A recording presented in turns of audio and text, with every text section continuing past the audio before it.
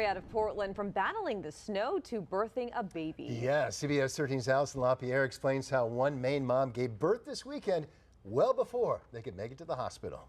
Friday night, Hannah Oriole went to bed as a mom of 7 kids without knowing she would be a mom of 8 sooner than expected. She says it all started with 3 a.m. contractions. Maybe this might be the time, because I was about 1 day till I'm 40 weeks, so I was pretty much due. So in a raging snowstorm, Oriole and her husband John decided it was time to take the work van to make the hour-long trip to the hospital. But about halfway there, And I'm like, I don't know if we're going to actually make it to the hospital. Oriole says she laid down in the van and went into labor. And then I said to him, you have to pull over because the head is out. He's like, no. I'm like, yes, the head is out. You have to.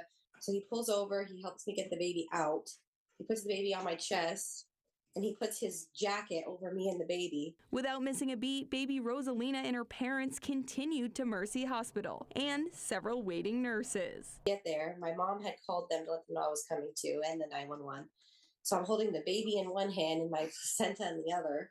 And I'm just like, yeah, she's here. And I'm just kind of, we're all just kind of looking at each other like, what in the heck just happened? Less than a week later, everyone is back home happy and healthy with an unforgettable family story. In Portland, Allison LaPierre, CBS 13 News. Great to hear.